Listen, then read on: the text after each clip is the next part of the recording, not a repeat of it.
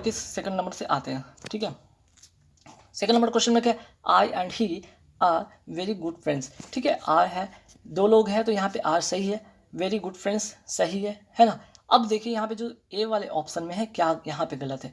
आप हमेशा पता होगा कि आपको रूल आपको पता होना चाहिए, जैसे 2 3 1 वाले रूल और 2 एक्सेस रूल पता है, जिसमें कि फर्स्ट सेकंड पर्सन पहले होता है, फिर थर्ड पर्सन होता है, फिर फर्स्ट पर्सन होता है। अगर आपको सेकंड पर्सन नहीं है तो इसमें थर्ड पर्सन और फर्स्ट पर्सन पहले होना चाहिए। तो यहाँ पे जो ए वाले पार्ट में क्या होना चाहिए थे, आई एंड हिम की जगह पे होना चाहिए था ही एंड आई होना चाहिए, ही एंड क्या होना चाहिए था, एंड आई, ठीक है। अब जाकर ये चीज़ सही है, ठीक है। अब जाकर ये चीज़ सही है, आपको ही एंड आई करना होगा, he and I are very good friends, ठीक है, ध्यान रखिएगा, क्लियर। तो ये चीज़ आपको ध्यान रखना होगा और बाकी इसमें कुछ इंपॉर्टेंट है नहीं, तो रूल 231 याद रखिएगा, ठीक है। चले आगे बढ़ते हैं। नेक्स्ट क्वेश्चन क्या है, वन शुड लुक आफ्टर। देखिए एक चीज़ तो यहाँ पे लुक आफ्टर एक आपका फ्रेज है, ये क्या है आपका फ्रेज है। तो मैं आपको जानकारी के लिए इसे मैं बता देता हूँ, फ्रेज है जिसका मतलब होता है देखभाल करना। हालांकि ये इसमें कुछ मतलब नहीं बनता एरर में, लेकिन फिर भी आप नोट करना चाहिए तो नोट कर लें, देखभाल करना, लुक आफ्टर का मतलब देखभाल करना, ठीक है। One should look after their parents, ठीक है। वन शुड, एक तो देखिए सबसे पहले सब्जेक्ट क्या आया यहाँ पे वन, और वन के लिए जो होता है प्रोनाउन जो होता है वो दियर नहीं होता है, प्रोनाउन दियर नहीं होता बल्कि क्या होता है वंस होगा, ठीक है, ये करेक्ट होगा। तो आप इसके पहले वाले में वीडियो में बताया था कि वन के साथ जो होगा प्रोनाउन वंस होता है। तो one's look after one's parents means कि हर किसी को अपने अपने पेरेंट्स का जो है ध्यान रखना चाहिए, देखभाल करना चाहिए, ठीक है। नेक्स्ट क्या है question, teachers were instructed to follow an uniform method of evaluation, ठीक है। टीचर्स है, बहुत सारे टीचर्स है तो वह लगाया गया। अब चूंकि इंस्ट्रक्टेड एक पैसिव फॉर्मेशन में ये भी सही है, टू फॉलो, ठीक है। टू फॉलो करने के लिए किस चीज़ को फॉलो करने के लिए, यूनिफॉर्म मेथड ऑफ इवेल्युएशन, ठीक है। तो देखिए यहाँ पे यूनिफॉर्म, अब यूनिफॉर्म अगर यूनिफॉर्म को आप देखते हो तो क्या है, इसके पहले ए एन लगा है जो कि गलत है, क्यों, क्योंकि आप यूनिफॉर्म लिखते हैं ना, यू या से शुरू हुआ, ये क्या है कॉन्सोनेंट है। और कॉन्सोनेंट साउंड के लिए मैंने आपको बताया था कॉन्सो, जब कॉन्सोनेंट साउंड रहे तो उसके पहले हम आर्टिकल ए लगाते हैं, ठीक है। ए यूनिफॉर्म देखने को हालांकि लगता होगा कि आपको अरे यू है, ये तो वॉबल है, आपने बचपन में पढ़ा हो ए आई ओ यू के पहले लगा दो ना आर्टिकल, लेकिन नहीं। अब मॉडर्न ग्रामर कहता है आप क्या करेंगे, इसको वॉबल साउंड और कॉन्सोनेंट साउंड के अकॉर्डिंग आप ए एन का यूज़ करेंगे। तो आपने देखा कि जब आपने इसको प्रोनाउंस किया यूनिफॉर्म पता चला, यू मीन्स कि या मीन्स कि क्या कॉन्सोनेंट, कॉन्सोनेंट के पहले ए लगता है, ठीक है। चलिए नेक्स्ट क्वेश्चन पे आके थे, the newspapers they admit that advertising sometimes influence their editorial policy, ठीक है। टीचर्स यह तो हो गया, अच्छा ये कौन सा क्वेश्चन आ गया, द न्यूज़पेपर वाला, ठीक है। यहाँ पे ये क्वेश्चन एक सेकंड देख लेते हैं, क्वेश्चन तो था नहीं इसमें, तो चलिए ठीक है, ये क्वेश्चन था इस वाले वीडियो के टॉपिक में था, the newspaper they admit that advertising sometime, ठीक है, advertising sometimes influences their editorial policy, ठीक है। न्यूज़पेपर का तो काम ही है भाई ऐसे ऐसे एडवर्टाइजमेंट को दिखाना कि जिससे कि जो एडिटोरियल जो पॉलिसी के अकॉर्डिंग उनका क्या काम है ये प्रभावित करते हैं ना। तो देखिए द न्यूज़पेपर्स एडमिट, ठीक है, द न्यूज़पेपर एडमिट मानते हैं कि एडवर्टाइजिंग समटाइम्स इन्फ्लुएंस करते हैं देयर एडिटोरियल पॉलिसी को, ठीक है। बट यहाँ पे दे का क्या मतलब बनता है, दे का कोई यहाँ पे मतलब नहीं है, यहाँ पे सुपरफ्लुअस है, बेकार है, यहाँ पे कोई ज़रूरत नहीं था, ठीक है। चलिए नेक्स्ट आते हैं नो सुनर। जैसे नो सुनर का एक बात आता है, एक दिमाग में सबसे पहले आपको क्लिक होना चाहिए, नो सूनर, नो सूनर के साथ क्या होना चाहिए, कंजंक्शन के तौर पे आपको दैन आना चाहिए, है ना। नो सूनर के साथ जो कंजंक्शन के तौर पे क्या आना चाहिए, दैन आना चाहिए। अब देख लीजिए नो सूनर के बाद तो यहाँ पे जब दैन कब आना चाहिए, जब आपका कोई नया क्लॉज शुरू होता है, ठीक है। दैन से पहले एक क्लॉज होगा और दैन के बाद एक क्लॉज होगा। तो जब नया क्लॉज शुरू हो रहा है यहाँ से आई वॉज सब्जेक्टेड से, तो उसके जस्ट पहले क्या आना चाहिए था, यहाँ पे दैन आना चाहिए था, ठीक है। क्या आना चाहिए था, दैन आना चाहिए था। तो यहाँ पे आप क्या करेंगे, इस पार्ट में एरर है, बी वाले पार्ट में एरर है, दैन कर लेंगे, क्लियर। चलिए नेक्स्ट क्वेश्चन क्या है, I saw him coming out, I saw him coming out of the hotel on 10 o'clock। अब देखिए, अब आपने आर्टिकल पढ़ा होगा तो एक चीज़ तो जरूर पढ़ा होगा कि डेफिनेट टाइम के पहले हम क्या लगाते हैं, डेफिनेट टाइम के पहले हम एट लगाते हैं। क्या लगाते हैं? एट लगाते हैं। तो 10 o'clock तो यहाँ डेफिनेट टाइम है और इसके पहले एट लगेगा, ऑन नहीं लगेगा। आप नोट कर लीजिएगा, डेफिनेट टाइम के पहले एट लगते हैं, ऑन नहीं लगते हैं। चलिए नेक्स्ट क्वेश्चन पे आते हैं। One of my friend is returning to India from the USA। देखिए अब मैंने आपको बताया था कि वन ऑफ के बाद नोट कर लीजिए, बहुत इंपॉर्टेंट। वन ऑफ के बाद जो होंगे नाउन क्या होंगे? नाउन आपके प्लूरल होंगे, ये होंगे। और वर्ब क्या होंगे? वर्ब होंगे सिंगुलर। तो ठीक है, वर्ब तो सिंगुलर है, वन ऑफ के बाद वर्ब सिंगुलर करेक्ट है। पर यहाँ पे जो नाउन है ना, ये फ्रेंड ना होकर क्या होता है? फ्रेंड्स होता है। एस लगाना आप भूल गए, मीन्स कि इसको प्लूरल बनाना इसमें भूल गए कि one of my friends is returning to India from the USA। चलिए नेक्स्ट क्वेश्चन पे आते हैं। अब यहाँ पे फिलिंग द ब्लैंक्स है। फिलिंग द ब्लैंक्स में क्या होगा? Take this medicine regularly. ठीक है, इस मेडिसिन को रेगुलर लेना है। And you will get rid dash this disease. ठीक है, अब गेट रीड अपने आप में क्या एक फ्रेज है। गेट रीड ऑफ का मतलब होता है छुटकारा पाना, छुटकारा पाना। अब जब तक आपको ये पता ही नहीं कि इसका जो फ्रेज क्या होता है, इडियम फ्रेज में जो आपके होते हैं गेट रीड ऑफ का मतलब ही क्या होता है, तो आप कैसे बनाएंगे भाई? तो गेट रीड के साथ क्या होता है? ऑफ लगता है। तो करेक्ट, एक बार में अगर पता होगा 1 सेकेंड में क्लिक करेंगे और आगे बढ़ जाएंगे। चलिए नेक्स्ट क्वेश्चन क्या है भाई? देखिए she tries to adjust dash her relation. अब क्या करना होगा यहाँ पे? ठीक है, आपको सी ट्राइज टू एडजस्ट के साथ जो प्रीपोजिशन होगा, ना तो सो होगा, ना तो फॉर होगा, ना तो एट होगा। एडजस्ट के साथ विद, किसी पर्सन के साथ रिलेशन की बात करेंगे वो विद होगा। She tries to adjust with her relation. ठीक है, नेक्स्ट क्वेश्चन क्या आते हैं? The new government took dash last year. देखिए अब टुक के साथ भाई बहुत सारे इंपॉर्टेंट चीज़ आपको समझने होंगे, हालांकि मैं इसका पहले करेक्ट आंसर बता देता हूँ। The new government took over. ठीक है, took over last year. Took over का मतलब होता क्या है? इसका मतलब नोट कर लीजिए, अधिकार या पद ग्रहण करना। कोई पद ग्रहण करना या अधिकार। ठीक है, कोई अधिकार या पद ग्रहण करना। जो न्यू गवर्नमेंट है लास्ट ईयर क्या किया, उसने अपना जो है उसको ग्रहण किया, मीन्स की उस जो है पद पर ग्रहण, मीन्स के पद पर आया। ठीक, तो टुक ओवर का मतलब तो समझ में आ गया, लेकिन कुछ एक और भी होता है टुक आफ्टर। टुक आफ्टर या तो पास्ट में लिखा हुआ है, ऐसे टेक ओवर होता है। ठीक है, हालांकि अगर जो नॉर्मल फॉर्म में हुआ वो क्या होगा? टेक ओवर होता है, इसका पास्ट में लिखा गया टुक। डोंट वरी, टेक ओवर का बात करें या टुक ओवर का बात करें, पद या अधिकार ग्रहण होता है। लेकिन टेक आफ्टर का मतलब जान लीजिए क्या होता है। एक चीज़ नोट करना चाहिए तो नोट कर ले, टेक आफ्टर। टेक आफ्टर का मतलब होता है समान होना। समान होना मतलब क्या? रिजेंबल होना। रिजेंबल होना, एक जैसे लगना, मीन्स कि आप पेरेंट्स के जैसे दिखते हो। ठीक है, एक समान दिखते हो, इस तरह के सेंस में। चलिए नेक्स्ट क्वेश्चन पे आते हैं। नेक्स्ट है आपका यहाँ पे क्वेश्चन। चलिए नेक्स्ट है कि Mohan's career has taken some dash twist and turns. अब क्या होना चाहिए? Mohan's career has taken some intuitive, interactive, incentive या इंटरेस्टिंग। तो देखिए मोहन्स के जो कैरियर में क्या आते हैं? सब इंटरेस्टिंग ट्वीट्स आते हैं। क्या आते हैं? सब इंटरेस्टिंग कोई ट्वीट्स आते हैं और टर्न्स आते हैं, है ना। तो इसका जो होगा इंटरेस्टिंग होगा, सम इंटरेस्टिंग। ठीक है, चलिए नेक्स्ट क्वेश्चन पे आते हैं कि when she retired she handed the charge to vice president. ठीक है, जब वो रिटायर्ड कर जाती हैं तो क्या करती हैं? सी हैंडेड, एक क्रॉस होगा, ओवर होगा, ऑफ होगा, आउट होगा। तो जो यहाँ पे करेक्ट होगा, यहाँ पे प्रीपोजिशन वो होगा ओवर। ठीक है, हैंडेड ओवर। हैंडेड ओवर का मतलब क्या होता है? प्रदान करना। ठीक है, प्रदान करना, है ना। कहने का मतलब व्हेन सी रिटायर, जब वो रिटायर कर जाती है, she handed over the charge to the vice president. वो अपना चार्ज किसको सौंप देती है? वाइस प्रेसिडेंट को। ठीक है, चलिए नेक्स्ट क्या है? नेक्स्ट में यहाँ पे रूल से रिलेटेड है, और ये सब्जेक्ट वर्ब एग्रीमेंट में मैंने आपको कई बार रूल बताया कि स्टैटिस्टिक्स। ठीक है, स्टैटिस्टिक्स हो गया, जैसे फिजिक्स हो गया, ऐसे कुछ वर्ड है, म्यूजिक जैसे वर्ड हो गए, देखने को लगेंगे कुछ कुछ वर्ड में कि प्लूरल है। ठीक है, आपको ऐसे लगेगा कि प्लूरल है, लेकिन गलती मत कीजिएगा, इसके साथ आप क्या कीजिएगा कि प्लूरल वर्ब का यूज़ करिएगा, इसके साथ हमेशा सिंगुलर वर्ब का यूज़ करेंगे। Statistics is always my worst subject.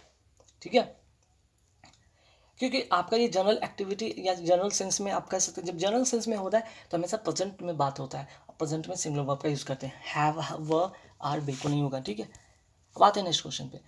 The bus dash 50 passengers fail dash the river, ठीक है। फेल के साथ क्या होता है, अब देखिए जो चीज़ मोशन में जाता है, अब रिवर में क्या हुआ है, जो 50 पैसेंजर के साथ जो बस था वो क्या गिर गया ना, ठीक है, मोशन से गिरा, तो उसके लिए हम क्या यूज़ करते हैं, इनटू का यूज़ करते हैं, ठीक है। तो अगर यहाँ पे इनटू होगा तो सारे ऑप्शन तो ऑटोमेटिक कट गए ना। और ऐसे भी जब हम बात करेंगे पैसेंजर का, तो अगर पर्सन के साथ बात होता है वो हम विद लगाते हैं, the bus with 50 passengers fail into the river, ठीक है। चलिए नेक्स्ट क्वेश्चन पे आते हैं। नेक्स्ट क्वेश्चन क्या है, it is raining dash don't go out. अब इट इज़ रेनिंग के साथ क्या होगा, रेनिंग के साथ अगर हम जनरल सेंस में जो भी या कॉमन सेंस के तौर पे भी अगर हम यूज़ करना चाहें तो हमेशा रेनिंग के साथ हैवली होता है। रेनिंग के साथ क्या होता है, heavily. It is raining heavily don't go out, means बारिश बहुत तेज़ से हो रही है इसलिए आप बाहर मत जाए, है ना। चलिए नेक्स्ट क्वेश्चन क्या है, she was remarkably dash in singing and dancing. अब देखिए यहाँ पे क्या होगा, कोऑपरेटिव होगा, एकम्प्लिस होगा, या कंड्यूसिव होगा, या फ्लक्चुएटिंग होगा। तो समझिएगा यहाँ पे इसका जो करेक्ट आंसर क्या होगा, एकम्प्लिस्ड होता है। एकम्प्लिस का मतलब होता है निपुण। अब बताइए वो क्या है, निपुण है, वो शानदार तरीके से अपने किस में, सिंगिंग में और डांसिंग में निपुण है। तो एकम्प्लिस के साथ इन है, यहाँ पे जब देख लिए कि इन है तो इन के साथ हमेशा एकम्प्लिस आता है, क्योंकि कंड्यूसिव के साथ तो टू होता है, ये तो होगा नहीं, कोऑपरेटिव का कोई मतलब बनता नहीं और फ्लक्चुएटिंग का कोई मतलब बनता नहीं है ना। तो she was remarkably accomplished in singing and dancing, clear. चलिए नेक्स्ट क्वेश्चन पे आते हैं, Sheela gain an advantage, Sheela gain an advantage के साथ क्या होगा, ओवर हुआ, एडवांटेज ओवर, ठीक है। तो इसके साथ कभी भी हुआ गेन एडवांटेज के साथ हमेशा ओवर मी लगाएंगे, फ्रॉम अपॉन ये नहीं लगाएंगे, ठीक है, ध्यान रखिएगा। अब आते हैं नेक्स्ट क्वेश्चन पे आते हैं सिनोनिम। सिनोनिम फटाफट देख लेते हैं भाई। हडल का मतलब होता है क्या, हडल का मतलब होता है बाधा। अगर हडल का मतलब बाधा होता है तो इसका साइनो क्या होगा, मीन्स सेम मीनिंग, सेम अर्थ में इसका मीनिंग क्या होगा, अपोजिशन होगा, ऑब्स्टेकल होगा, थ्रो होगा, या सस्पिशन होगा। तो ऑब्स्टेकल होगा, ऑब्स्टेकल का मतलब ये होता है बाधा, ठीक है। चलिए नेक्स्ट क्वेश्चन पे था डिटर। डिटर का मतलब क्या होता है कि आपको क्या करना कि रोकना। डिटर का मतलब रोकना, किसी काम को करने से रोकना, है ना। इसका क्या होगा, मीन्स कि हिंडर, हिंडर मतलब बाधा पहुंचाना या रोकना, साइनो इसका मतलब भी यही होता है, ठीक है। नेक्स्ट आते हैं बारबैरिक। बारबैरिक का मतलब होता है असभ्य, जिसको कोई ज्ञान व्यान नहीं हो, असभ्य की तरह करता हो, जंगली की तरह करता हो, असभ्य मीन्स कि अनसिविलाइज्ड, मीन्स कि वो असभ्य, पढ़ा लिखा नहीं, अनपढ़ की तरह करता है, ठीक है। नेक्स्ट क्या है, कोहेरेंट। कोहेरेंट का मतलब क्या होगा, यहाँ पे अब अच्छा यहाँ से एंटो शुरू हो रहा है, यहाँ से क्या हो रहा है, एंटो शुरू हो रहा है, तो इसका अपोजिट देखेंगे। कोहेरेंट का मतलब होता है सुमेल, मीन्स कि एक मेल का, या फिर हम कह सकते हैं स्पष्ट, जो अस्पष्ट पता चलता हो। इसका अपोजिट क्या होगा, तो इसका अपोजिट होगा डिसऑर्गेनाइज। तो कह सकते हैं ना कि कोहेरेंट का मतलब होता है ऑर्गेनाइज भी कह सकते हैं, ऑर्गेनाइज कह सकते हैं, और इसका अपोजिट होगा डिसऑर्गेनाइज। कोहेरेंट का मतलब ऑर्गेनाइज, ठीक है। चलिए नेक्स्ट क्वेश्चन पे आते हैं ब्रूटल। ब्रूटल का मतलब क्या होता है भाई, ब्रूटल का मतलब होता है क्रूर। ब्रूटल का मतलब होता है क्रूर, ठीक है। अब क्रूर का क्या होगा अपोजिट, ह्यूमन, ठीक है। ह्यूमन का मतलब होता है दया से भरा, दया से भरा, अपोजिट, ठीक है। चलिए नेक्स्ट क्वेश्चन पे आते हैं इंडोलेंट। इंडोलेंट का मतलब क्या होता है भाई, इंडोलेंट का मतलब होता है आलसी, लेजी, ठीक है, आलसी, या जिसको कहते हैं इंग्लिश में लेजी। इसका जो अपोजिट क्या होगा, डिलीजेंट, मतलब मेहनती, ठीक है, मेहनती। नेक्स्ट क्वेश्चन पे आते हैं, यहाँ पे देखिए अब यहाँ से शुरू होगा इडियम फ्रेज, फटाफट देख लेंगे। The man charge colour when I question him on the allocation of fund, ठीक है।